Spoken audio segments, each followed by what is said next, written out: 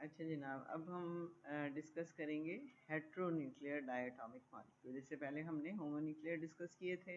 उसमें हमने first period और सेकंड पीरियड के तमाम एलिमेंट के होमोन्यूक्लियर मॉलिक्यूल डिस्कस किए थे, जिसमें दोनों न्यूक्लियस एक जैसे ही थे। फिर मैं एक दफ़ा बता दूं कि जो हमारे ऑर्बिट एटॉमिक ऑर्बिट होते हैं वो जो होते हैं यूनी सेंटर्ड होते हैं।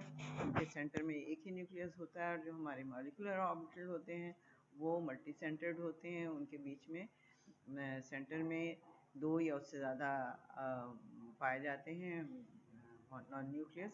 अगर पॉलीन्यूक्लियर मॉलिक्यूल होगा तो जाहिर है कि ज़्यादा नंबर ऑफ न्यूक्लियस होंगे, और अगर डायटॉमिक मॉलिक्यूल होगा तो उसमें दो ही होंगे। तो हम यहाँ डायटॉमिक मॉलिक्यूल डिस्कस कर रहे हैं। और हेट्रोन्यूक्लियर डायटॉमिक मॉलिक्यूल को इस वक्त हम इन तीन हिस्सों में डिवाइड करेंगे। पहला वो हेट्रोन्यूक्लियर डायटॉमिक मॉलिक्यूल जिसमें दोनों एस ओवरलैप हो रहे हों, जिसकी मिसाल आपकी हीलियम और हाइड्रोजन है। ये ज़ाहिर है सिर्फ फर्स्ट पीरियड में होंगे। दूसरे वो जिनमें एक के पास सिर्फ एस ऑर्बिटल है लेकिन दूसरे के पास एस और पी भी हैं।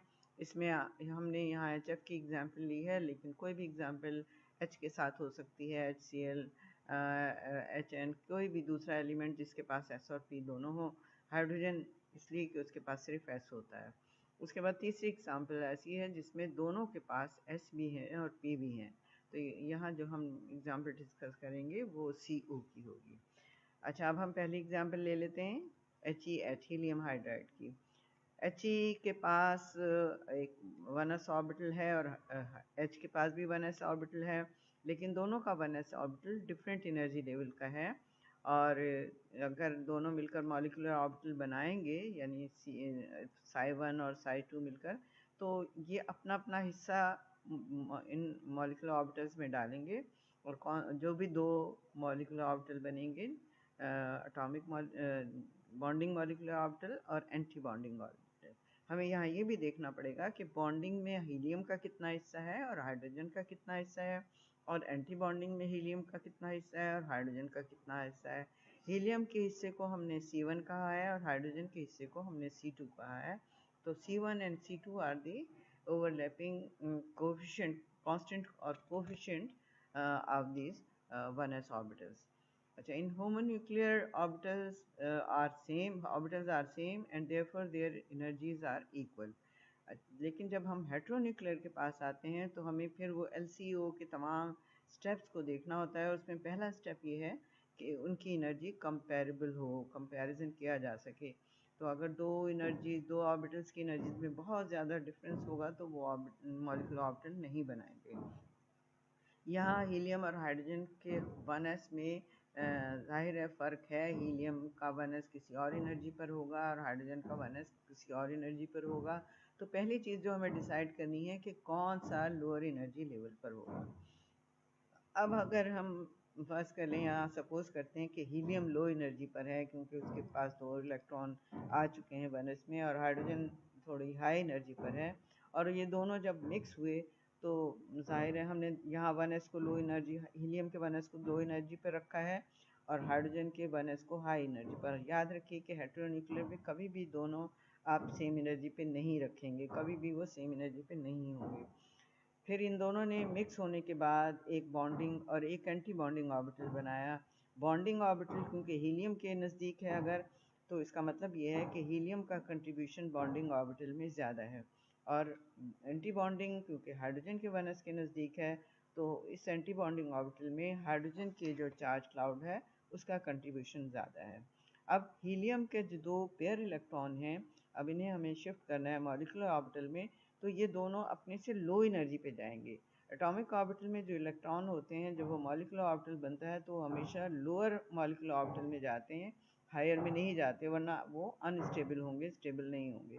चनांचा हीलियम के दोनों इलेक्ट्रॉन जो हैं वो बॉन्डिंग ऑर्बिटल में आएंगे, जिसमें कि हीलियम का कंट्रीब्यूशन मैक्सिमम है और हाइड्रोजन का एक इलेक्ट्रॉन जो है वो एंटी बॉन्डिंग में जाएगा।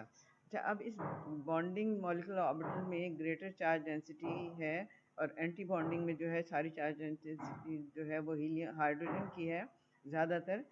तो ये जो दो इलेक्ट्रॉन आए, ये दोनों के दोनों क्योंकि हीलियम से आए हैं, तो ये लोन पेयर कहलाएंगे, बॉन्ड पेयर नहीं कहलाएंगे। बॉन्ड पेयर वो होता है जिसमें दोनों की तरफ से एक एक इलेक्ट्रॉन आ रहे हो। तो bonding orbital will receive electron from helium and antibonding will receive electron from hydrogen. So the electrons in the bonding molecular orbital which are only from helium will be the lone pair, not the bond pair. तो हम अगर इसे लिखेंगे तो helium का जो electron pair है, lone pair है, वो हाइड्रोजन को डोनेट हो रहा है। हाइड्रोजन के पास एक ही इलेक्ट्रॉन मौजूद है और इस सूरत में अगर आप बॉन्ड ऑर्डर निकालें तो वो हमारा 0.5 के करीब आएगा। लेकिन ये बॉन्ड जो है ये कोऑर्डिनेट बॉन्ड कहलाएगा, कोवेलेंट बॉन्ड नहीं है। अच्छा, उसके बाद हम इसी को थोड़ा सा तब्दील करते हैं, सेकंड केस हम बनाते हैं इसका। वो ये कि अगर हाइड्रोजन लो एनर्जी पर लेवल पर है और हीलियम हाई एनर्जी लेवल पर है तो कंडीशन क्या होगी। अब भी दो बॉन्ड बनेंगे, दो मॉलिक्यूलर ऑर्बिटल और एंटी बॉन्डिंग मॉलिक्यूलर ऑर्बिटल बनेंगे, लेकिन यहाँ बॉन्डिंग मॉलिक्यूलर ऑर्बिटल में हाइड्रोजन की चार्ज डेंसिटी का कंट्रीब्यूशन ज़्यादा होगा और एंटी बॉन्डिंग में हीलियम का ज़्यादा होगा। अब हाइड्रोजन का इलेक्ट्रॉन सिग्मा बॉन्ड में बॉन्डिंग ऑर्बिटल में आ रहा है, लेकिन उसको पेयर करने के लिए हीलियम से भी एक आएगा और इस तरह ये जो पेयर बनेगा ये एक बॉन्डिंग पेयर है, क्योंकि इसमें हाइड्रोजन का भी एक इलेक्ट्रॉन शामिल है और हीलियम का भी एक इलेक्ट्रॉन शामिल है, और जो एक हीलियम का इलेक्ट्रॉन बचा वो आपके एंटी बॉन्डिंग में जाएगा। इस केस में हीलियम और हाइड्रोजन के दरमियान एक कोवेलेंट बॉन्ड पाया जाता है जो कि ज़रा स्ट्रॉन्ग बॉन्ड है बनिस्बत उसके। तो अगर हम ये नहीं मालूम कि इन दोनों में से कौन लो एनर्जी पर मौजूद है, हीलियम या हाइड्रोजन, तो हम इनकी बॉन्ड एनर्जी के ज़रिए अंदाज़ा लगा सकते हैं कि अगर हीलियम और हाइड्रोजन के दरमियान कोवेलेंट बॉन्ड है और ख़ास एनर्जी उसकी है तो इसका मतलब ये है कि हाइड्रोजन लो एनर्जी पर है, और अगर हीलियम और हाइड्रोजन वीक बॉन्ड बना रहे हैं या बना ही नहीं रहे बॉन्ड तो इसका मतलब है कि वो हीलियम लो एनर्जी पर है और हाइड्रोजन हाई एनर्जी पर है। अच्छा, अब हम आ जाते हैं सेकंड केस में, जिसमें हमने एक वो लिया जिसके पास सिर्फ 1s ऑर्बिटल है यानी हाइड्रोजन, और दूसरा हमने वो लिया जिसके पास s भी है और p भी है। यहाँ हमने फ्लोरीन को सिलेक्ट किया है क्योंकि ये सबसे आसान और सबसे छोटा जो एलिमेंट है s और p रखने वाला वो फ्लोरीन है और उसके पास इलेक्ट्रॉन भी अच्छे खासे हैं, तो हमने यहाँ फ्लोरीन को सिलेक्ट कर लिया। हम कोई भी सिलेक्ट कर सकते थे। अच्छा, अब फर्स्ट स्टेप क्या है, decision of energy level of valence shell. तो वही बात है कि किसका वैलेंस शेल लो एनर्जी पर होगा, किसका हाई एनर्जी पर होगा। अब हमें यहाँ अगर ये अंदाज़ा लगाना हो किसी भी डायटोमिक मॉलिक्यूल में कि कौन लो एनर्जी पर है, तो जो ज़्यादा इलेक्ट्रोनेगेटिव होगा वो एनर्जी लेवल उसका लो होगा। चाहे हमें अच्छी तरह मालूम है कि फ्लोरीन जो है वो लो एनर्जी ज़्यादा इलेक्ट्रोनेगेटिव है, तो इसलिए फ्लोरीन के जो 2s और 2p ऑर्बिटल हैं वो लो एनर्जी पर होंगे 1s से। अच्छा, अब ये जब दोनों आपस में मिलेंगे according to the LCAO method, हम एनर्जी का फैसला हमने कर लिया है। अब हमें ये देखना है कि इनकी जो सिमेट्री है वो क्या है। तो जब ये दोनों लीनियरली यानी सेम एक्सिस पर टकराएंगे, दूसरा हमारा LCAO का क्या था कि सेम एक्सिस पर होने चाहिए, सेम सिमेट्री होनी चाहिए। तो यहाँ हम ये देखते हैं कि अगर हम एक्सिस सेम ले रहे हैं तो उनमें 1s of the hydrogen, 2s of the fluorine और 2px ऑफ द फ्लोरीन, ये तीनों x एक्सिस पर हैं, एक ही एक्सिस पर हैं। लेकिन py और pz जो हैं वो दोनों x एक्सिस पर नहीं है, तो वो दोनों सिग्मा बॉन्ड नहीं बना सकते। इसका मतलब ये है कि सिग्मा बॉन्ड के लिए ये तीन ऑर्बिटल आपस में मिक्स होंगे, और हमने ये भी पहले डिसाइड किया हुआ है कि जितने ऑर्बिटल एटॉमिक ऑर्बिटल मिक्स होते हैं उतने ही बॉन्ड बनते हैं, सिग्मा बॉन्ड बनते हैं। तो यहाँ क्योंकि तीन ऑर्बिटल एक्स एक्सिस पर यानी एक ही एक्सिस पर हैं, तो ये तीनों मिलकर तीन सिग्मा बॉन्ड बनाएंगे, जबकि ये जो दो बच गए हैं पी वाई और पी जेड ये आपको पाई ऑर्बिटल बना के देंगे, क्योंकि ये जब ओवरलैप होंगे तो अलॉन्ग द एक्सिस होंगे, अराउंड द एक्सिस नहीं होंगे, they are not along the X axis.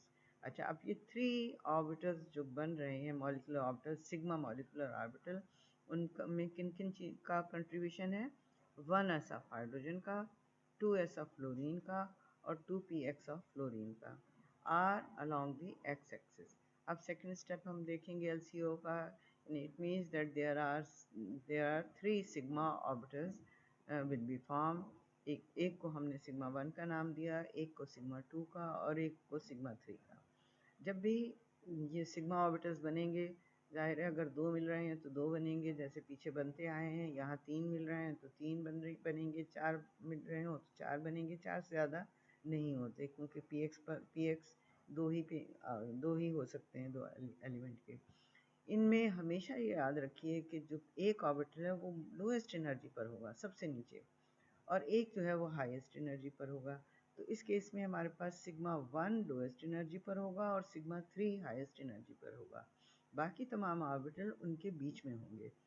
तो हाईएस्ट एनर्जी पर sigma 3, sigma 2 in between the energy of 1s and 2s of fluorine, 1s of hydrogen and 2 of fluorine. P Y और P Z क्योंकि उन्हें overlap करने के लिए दूसरी side से कोई ऑर्बिटल नहीं मिल रहा, इसलिए ये नॉन बाउंडिंग मॉलिक्यूलर ऑर्बिट पाई ऑर्बिटल बनाते हुए उसी लेवल पर रहेंगे जिस एनर्जी लेवल पर वो एटम में है। यानी जो एटॉमिक एनर्जी लेवल था इनका, वही मॉलिक्यूलर एनर्जी लेवल होगा इनका। अच्छा, अब हम देखते हैं डायग्राम में। तो डायग्राम में हमने देखा कि हमने 2s ऑफ फ्लोरीन को सबसे नीचे रखा क्योंकि फ्लोरीन इलेक्ट्रोनेगेटिव है। उसके बाद हमने 1s ऑफ हाइड्रोजन को रखा और फिर उसके ऊपर जो है वो हमारे तीनों px, py और pz ऑफ द फ्लोरीन आते हैं। अब हमें 3 सिग्मा बनाने हैं, जैसे मैंने पहले बताया था। सिग्मा 1 सबसे नीचे होगा, सिग्मा 3 सबसे ऊपर होगा और सिग्मा 2 जो है वो बीच में होगा इसके 1s और px के दरमियान। px और भी इनमें शामिल है सिग्मा में, इसलिए 1s और px के दरमियान होगा। अच्छा, अब सिग्मा 1 में कौन से इलेक्ट्रॉन आएंगे? सिग्मा 1 जो बना है, ये सिग्मा 1, सिग्मा 2, सिग्मा 3 तीनों के तीनों 2 s और एक px से मिलकर बनी है। एक s हाइड्रोजन का, एक s फ्लोरीन का और px जो है वो फ्लोरीन का। तो इनमें तीनों का कंट्रीब्यूशन है, यानी C1, C2, C3। C1 अगर हाइड्रोजन का है, C2 अगर फ्लोरीन के 2s का है और C3 px का है। तो जो बॉन्डिंग ऑर्बिटल सिग्मा 1 जो बन रहा है, इसमें सबसे ज़्यादा कंट्रीब्यूशन आपका C2 का होगा, जो कि फ्लोरीन का 2s है, जो इसके इंतहाई करीब मौजूद है। उसके बाद दूसरा कंट्रीब्यूशन C1 का होगा। चार्ज डेंसिटी दूसरे नंबर पर C1 से आएगी और तीसरे नंबर पर px से आएगी। यानी अगर हम ऐसी एक कंट्रीब्यूशन कहें तो हम ये कह सकते हैं कि भाई इसमें 81 जो है वो फ्लोरीन 80% जो है वो फ्लोरीन चार्ज डेंसिटी दे रहा है और शायद जो है 15% जो है वो हाइड्रोजन दे रहा है और 5% जो है px दे रहा है।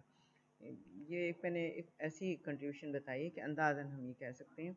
सिग्मा 2 जो है वो क्योंकि अब फ्लोरीन जो है वो तो अपना सारा कंट्रीब्यूशन दे चुका, फ्लोरीन के दोनों इलेक्ट्रॉन जो हैं वो सिग्मा 1 में जाएंगे क्योंकि वो हायर एनर्जी पे तो जाएंगे नहीं, और 2s से नीचे सिर्फ एक ही है और वो सिग्मा 1 है। तो ये sigma 1 will have lone pair from the 2s of the fluorine.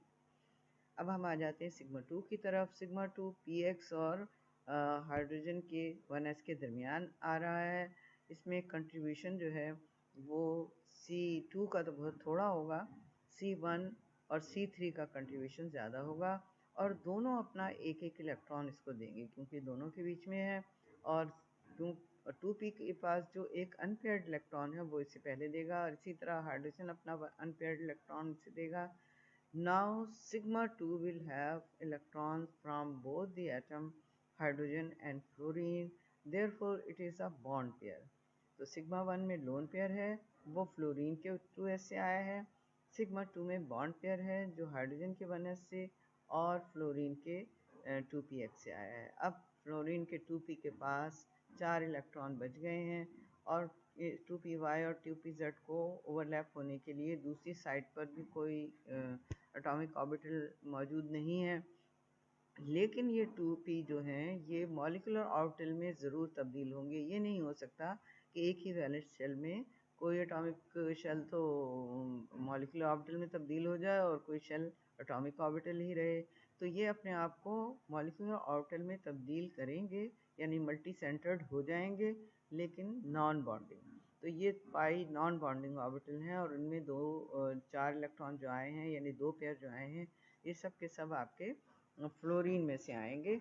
तो अब हम नीचे देखते हैं कि C1 5-1s, C2 5-2s, C3 5-2px, ये तीनों मिक्स हुए और इन्होंने तीन आपके सिग्मा ऑर्बिटल बनाए, सिग्मा 1, सिग्मा 2 और सिग्मा 3। और अच्छा, अब one lone pair in sigma 1, both electron from 2s of fluorine, one bond pair in sigma 2, one electron from 1s of hydrogen and one from the 2px of the fluorine। 2 pi lone pair होंगे in 2 pi non bonding orbitals, all electron from fluorine ये जो आएंगे वो 2p orbital से। तो अगर हम इसकी एक लुईस की तरह की डायग्राम बनाना चाहें तो H और F के दरमियान एक सिग्मा बॉन्ड है जो सिग्मा 2 है, और F के पास एक सिग्मा लोन पेयर है जो उसी x एक्सिस पर है, वो सिग्मा 1 है। और इसी तरह दो पाई लोन पेयर भी F के पास हैं जो they are not along the axis, यानी x एक्सिस पर नहीं है, इसीलिए हम उसे पाई लोन पेयर कह रहे हैं। अच्छा, electron from atomic shell never go to the molecular orbital of high energy level, it always go to the lower energy level of the molecular orbital. ये मैंने आपको समझा दिया। अच्छा, अब हेट्रोन्यूक्लियर डायटोमिक का दूसरा केस, ये आपका हमने जो एग्जांपल ली है वो CO की ली है, और इसमें कार्बन के पास भी s और p ऑर्बिटल हैं, ऑक्सीजन के पास भी s और p ऑर्बिटल हैं। अब अगर हम ये देखें कि एनर्जी लेवल किसकी कम है, तो जाहिर है ऑक्सीजन इलेक्ट्रॉन नेगेटिव एलिमेंट है, उसकी एनर्जी कम होगी। दूसरी चीज़ ये कि अलोंग दी एक्सिस कौन कौन से ऑर्बिटल्स हैं, तो अलोंग दी एक्सिस कार्बन का 2s है, ऑक्सीजन का 2s है, कार्बन का 2px है, और ऑक्सीजन को 2px है। इस तरह हमारे पास चार ऐसे ऑर्बिटल हैं which are along the axis. इस तरह हमें चार सिग्मा ऑर्बिटल्स मिलेंगे, और इसमें जैसे मैंने पहले कहा था कि sigma 1 will be at the lowest energy level और sigma 4 in between the highest energy level, और इन दोनों के बीच में बाकी तमाम ऑर्बिटल होंगे, सिग्मा 2, सिग्मा 3 और उसके साथ साथ पाई ऑर्बिटल्स भी, और ये पाई ऑर्बिटल्स पी वाई और पी जेड की ओवरलैपिंग से बनेंगे। तो अच्छा, इनमें पाई बॉन्डिंग भी होंगे, पाई एंटी बॉन्डिंग भी होंगे। अब अगर हम एनर्जी लेवल्स को अरेंज करें तो सिग्मा 1 सबसे लो एनर्जी लेवल पर, सिग्मा उसके बाद सिग्मा 2, फिर सिग्मा 3, फिर पाई 1, और उसके बिल्कुल इक्वल एनर्जी लेवल पर पाई 2, ये दोनों बॉन्डिंग होंगे। फिर पाई 3 एंटी बॉन्डिंग, और उस बिल्कुल इसके इक्वल एनर्जी लेवल पर पाई 4 एंटी बॉन्डिंग, और sigma 4 will be at the highest energy level।